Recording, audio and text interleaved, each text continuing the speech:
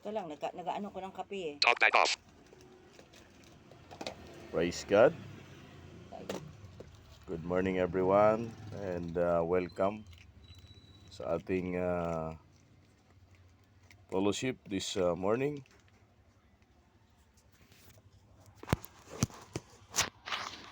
Ayan, praise God. Good morning po. And welcome na naman po sa ating Friday edition ng ating Good Morning Philippines. Today is October 27, 2023. I'm Pastor JB. Good morning po. Bago po ang lahat, tayo muna ay magpatugtog ng ating awitin. 8:47 a.m. To God be the glory. Device unlocked. Into. Billy Mobile. Video player. Double tap to show controls. Out of list. Double tap to activate.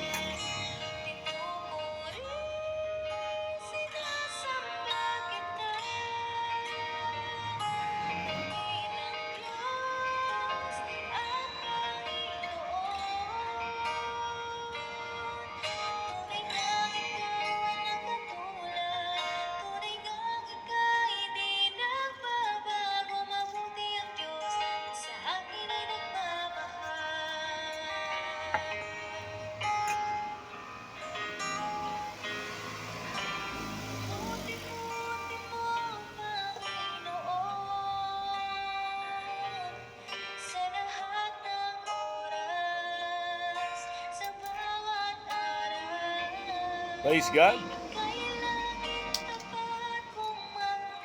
Good morning po. Today is Friday, October 27, 2023.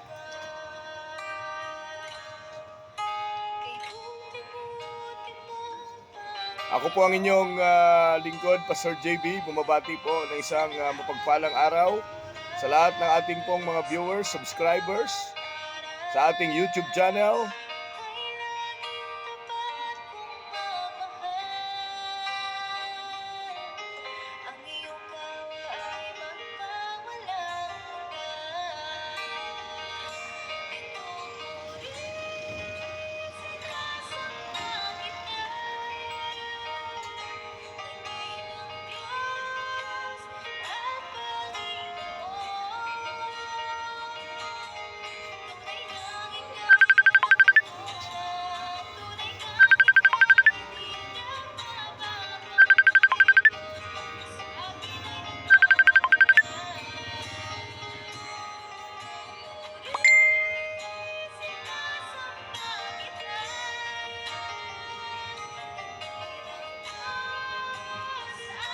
Check namin kung nawala yung video.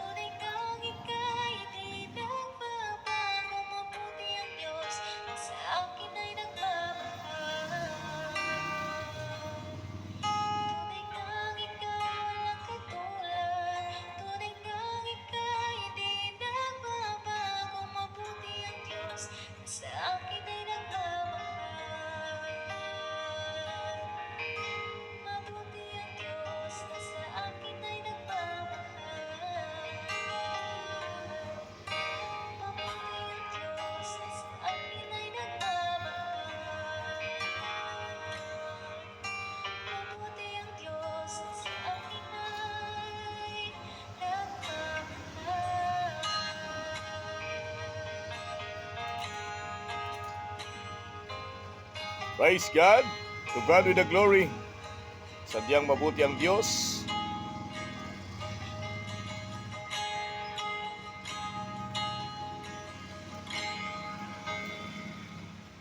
Good morning everyone. And good morning po sa lahat ng ating mga viewers. May pasuyo ako. Check lang kung naka-video pa tayo.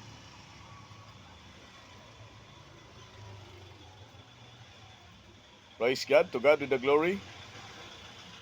And I pray na tayong lahat ay nasa mabuting kalagayan. Ngayon pong araw ng Biyernes, ika-27 sa buwan ng Oktubre 2023. Ngayon po ay Friday. Meron po tayong tinatawag na long weekend. Ayan, long weekend. It's a good Friday. Ayan, long weekend kasi sa Monday po ay special non-working holiday. So dalawa po ang ating magkasunod na holiday, no? Kung di ako nagkakamali, it's October 31 and October 1 ay holiday din po. So bali continue yung ating bakasyon, lalo na yung mga magbabakasyon at uuwi sa kanilang mga probinsya because of holiday, All Souls Day and All Saints Day, yung dadalaw sa puntod ng kanilang mga mahal sa buhay, and especially ay barangay and SK election. So tomorrow it's last day ng campaign period nito pong mga barangay at sangguniang kabataan candidate. Ito po yung mga tumatakbo sa pagkakagawad, pagkakapitan, and SK chairman and SK kagawad. So tomorrow is the last day of campaign period, no? So maigpit po ang paalala ng Commission on Election sa mga ipagbabawal during the election. Ayan. Like ito pong liquor ban. May pa-check na ako, naka-video pa. May tumawag kasi. Yan. Like po itong liquor ban na maigpit pong ipatutupad simula po sa araw ng Linggo, alas 12 ng hating gabi. And bawal na pong mangampanya, bawal na rin magbili, magbenta ng nakalalasing na alak. And sa Sunday, sa Monday at 7 a.m. ay start po ng eleksyon sa sangguniang pangbarangay. Ayan, so, and I pray na tayong lahat ay makipag-cooperate at bumoto ng maaga, wag malate. Yan. Ako siguro mga alas 8. Ako boboto. Kasi hanggang alas 12 naman. Alas 12 naman ang aming time. Ayan.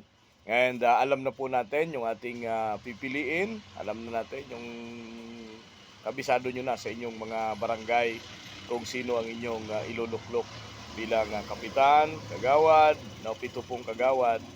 And sa mga kabataan naman ay isang SK chairman and 7 na kagawad sa pagkasangguniang kabataan. Ayan. Special non-working holiday. Ayan, sa Monday po yan. And siyempre po, dahil nga po undas, ay yung iba ay nagpiprepared sa kanilang mga puntod ng kanilang mga mahal sa buhay. At expected po natin yung pagdami ng crowd sa mga sementeryo kasi open na. Yan.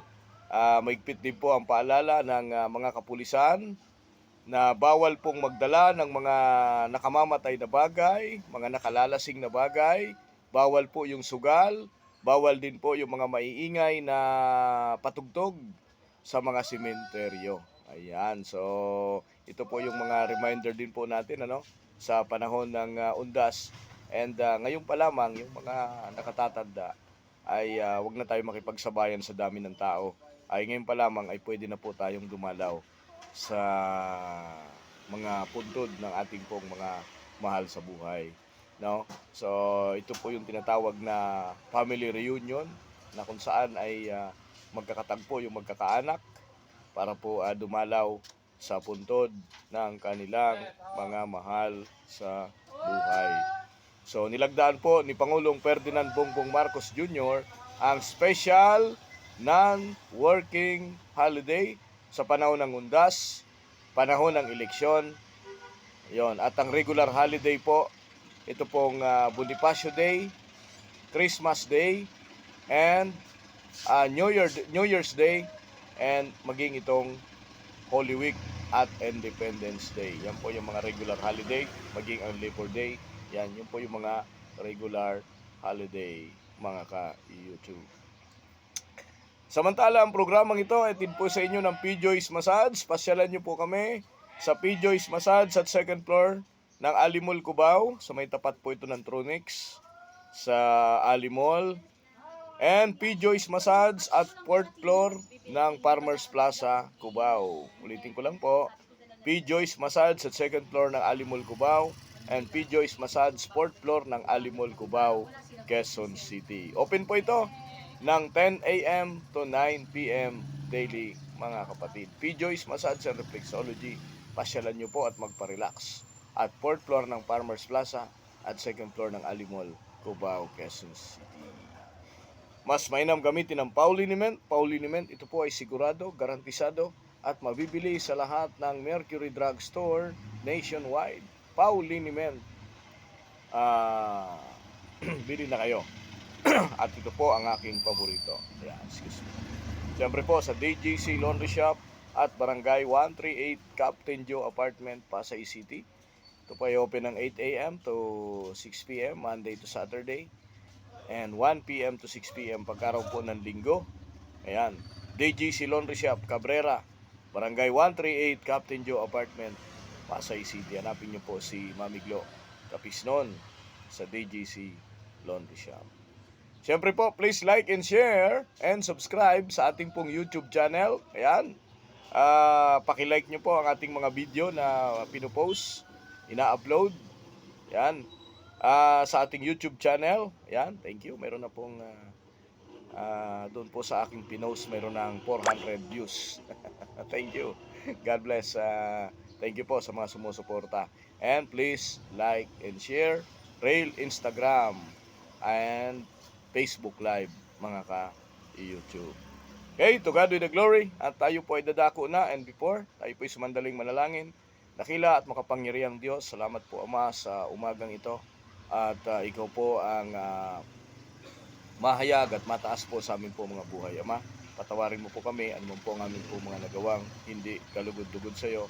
And Father God, thank you sa araw nito, sa isang makabuluhan na namang maghapon na gagawin mo sa amin pong mga buhay. Maraming po salamat, and I pray sa aming po mga viewers and subscribers na mapagpala sa lahat po ng aming pong gagawin sa pakikinig ng salita ng Diyos ay kami po ay mapagpala. Thank you. Maraming po salamat, Ama. To God with the glory. In Jesus' name we pray. Amen and Amen. Praise God! And tayo po'y dadako na sa pinakamahalagang yugto ng ating pong gawain ngayong umaga.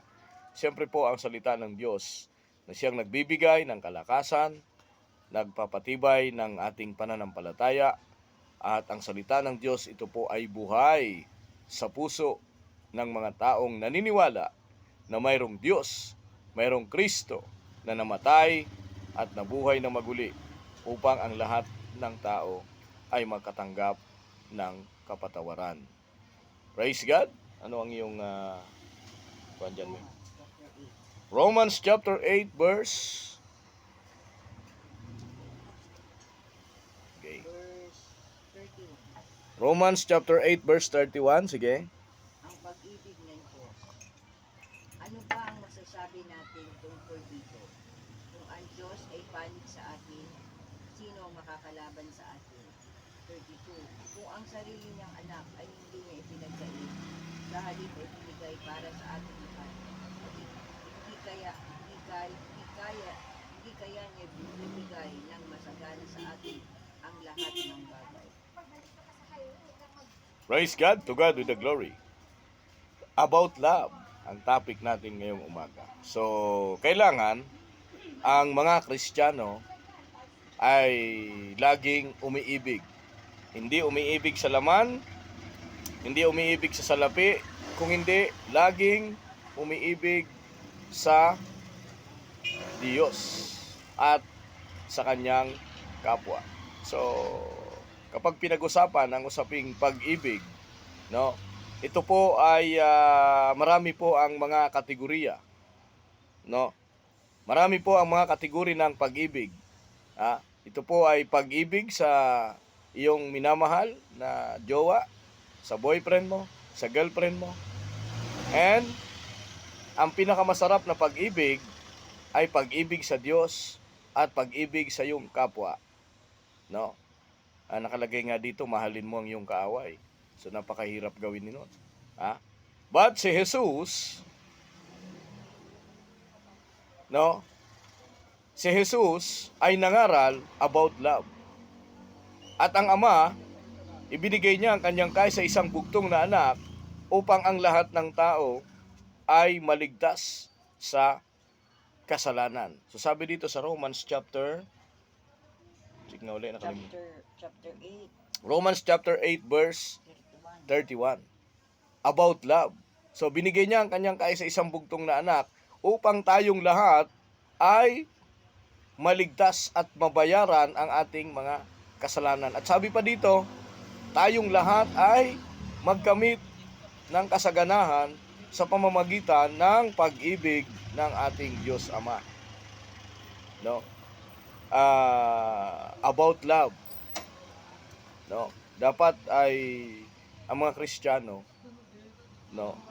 Ang mga Kristiyano ay umiibig sa Diyos at umiibig sa kanyang kapwa. Ito yung marunong kang magpatawad, marunong kang humingi ng tawad, no? Ganito po ang isinasalarawan ang ating buhay bilang mga Kristiyano, bilang mga anak ng Diyos. So tayo po yun, na mga anak ng Diyos na dapat ay umibig sa Panginoon at umibig sa ating kapwa. No? So sabi dito, kung ang Panginoon ay binigay niya ang kanyang buhay para sa atin, tayo pa kaya ay hindi magkamit ng kasaganahan? At tayo, siyempre bilang mga anak ng Diyos, tayo ay matuto na umibig at magpatawad at humingi ng tawad. Verse 32. Check natin. kung ang sarili niyang anak ay hindi niya pinagdait, sa halip ay ibinigay para sa ating lahat. Hindi kaya niya ibibigay ng masagana sa atin ang lahat ng bagay. Yon. Kaya tayong pasaganahin ng Diyos sa lahat ng bagay, no? Sabi nga dito, kung ang kanyang anak, kaisa-isang anak ay binigay upang ialay ang buhay para tayo ay tubusin sa ating mga kasalanan, kaya din ng Diyos na tayong lahat ay pasaganahin. So, dahil kaya ng Diyos na tayo pasaganahin, dapat tayo ay kilalanin natin ang tunay na Diyos. Kilalanin natin at suriin natin ang ating sarili. Gaano ba kalalim ang relasyon natin sa Diyos? Gaano ba kalalim ang pagkakakilala natin sa Panginoon? So, gaano po kalalim? At higit sa lahat, gaano po kalalim ang pag-ibig natin sa ating kapwa-tao? So, paano ka bibigyan ng Diyos ng kasaganahan kung hindi naman ganun kalalim yung pananampalataya natin sa Panginoon? Paano ka bibigyan ng Diyos ng kasaganaan kung mayroong puot sa puso mo at hindi ka makamove on sa lahat ng bagay, hindi ka marunong magpatawad, hindi ayaw mong palayain ang sarili mo sa madilim na yugto ng buhay mo?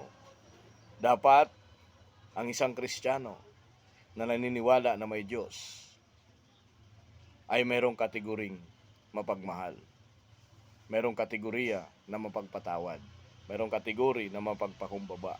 Ganun po ang mga Kristiyano.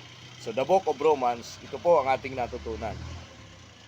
Now, ang ating natutunan about love. Dapat ang ating buhay ay punong-puno ng pag-ibig. Tayo po'y manalangin. Dakilang Diyos na makapangyarihan sa lahat, salamat po Ama sa iyong mga salita na kung saan po ay pinagpala kami sa pamamagitan ng pag-ibig. Panginoon, matuto kaming magpatawad, matuto kaming humingi ng tawad, at matuto kaming umibig sapagkat Ikaw ay Diyos ng pag-ibig at Diyos ng kasaganahan. Father, we thank you. Maging mapagpakumbaba kami sa lahat ng bagay. Anuman ang mga challenges, anuman ang mga hindrances, Lord, kasama ka namin. At ang pangako mo ay hindi mo kami iiwan, hindi pababayaan mo. And I pray, Father, sa nalalapit na eleksyon sa araw ng Lunes, Panginoon, ay gabayan mo po ang aming bansang Pilipinas. Gabayan mo po na ang mga kakandidato, ang mga tumatakbo sa pagka-chairman, pagkakagawad. And I pray, Lord, kung ano po ang kalooban mo sa kanila, hinigit sa lahat, Panginoon, ay bigyan mo kami ng kapayapaan na matanggap namin anuman ang maging resulta ng halalan. And Lord, I pray na mawala po ang mga dayaan, mawala po yung mga vote buying, at mawala po yung karahasan na nangyayari sa tuwing araw ng halalan, Panginoon. And Father, I pray sa mga kapulisan, sa mga teacher, sa lahat ng gagamitin mo, Panginoon, Lord, I pray na patuloy kang mangusap at umiral ang pag-ibig, ang kapayapaan sa aming pong bansang inilalagyan. And I pray sa aming pong Pangulo, Ferdinand Marcos Jr. at ang lahat po ng mga leader ng aming pong bansang Pilipinas. And Lord, I pray sa mga business, sa mga negosyo, Panginoon, patuloy mong palaguin ang kanilang mga hanap buhay. And Lord, I pray yung mga walang trabaho magkaroon po ng hanap buhay. And I pray, Lord, yung mga may sakit, pagalingin mo rin po, Panginoon. Sa pamamagitan ng iyong banal na Espiritu, haplusin mo po ang kanilang mga karamdaman. Father, we thank you and I pray sa mga pastors and leaders na ginagamit mo upang mahayag ang iyong salita sa buong mundo and over the world. Father, we thank you. Maging ang aming pong mga viewers na nanonood sa umagang ito, Panginoon, pagpalain mo po sila sa pamamagitan ng iyong banal na Espiritu at makilala kanila bilang Diyos, Hari ng kanilang buhay. Father, we thank you. In Jesus' name we pray. Amen and amen. Praise God! Purihin po ang Panginoon at dito po nagtatapos ang ating pong programa at wawakasan po natin ito sa pamamagitan pa rin ng ating mga papuring awitin. 9:10 a.m. Device unlocked. YouTube. Video. Minimum. On. Cast. Caption. More. Hide. Premium. Rewind. Play video. Fast. Next video. Next video. Button. Autoplay. Minimize. Visit app. Minimize. Unlink. 3 seconds. Sponsor. Video. Spot. Once. Minimize. Skip ad. Spot. Skip.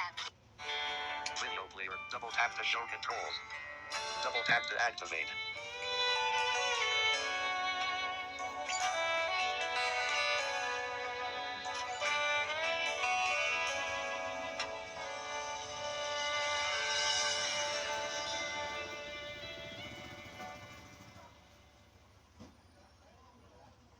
Praise God!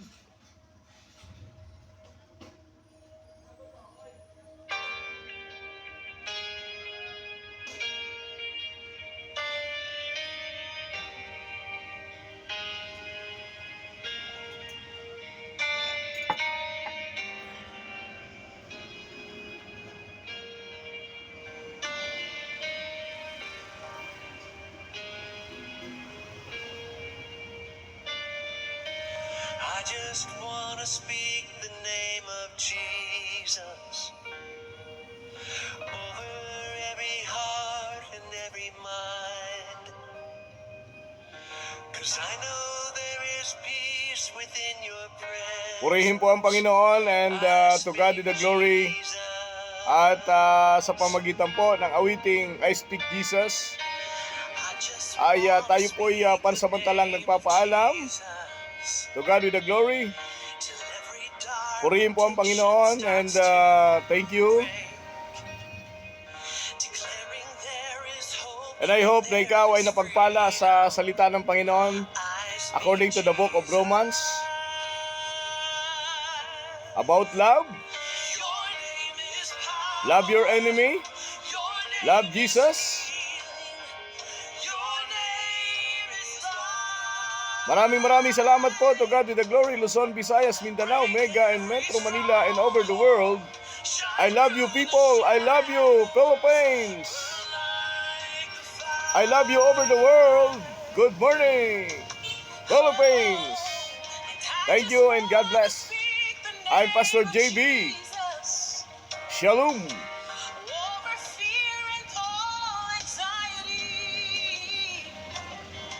To every soul held captive by depression, I speak Jesus.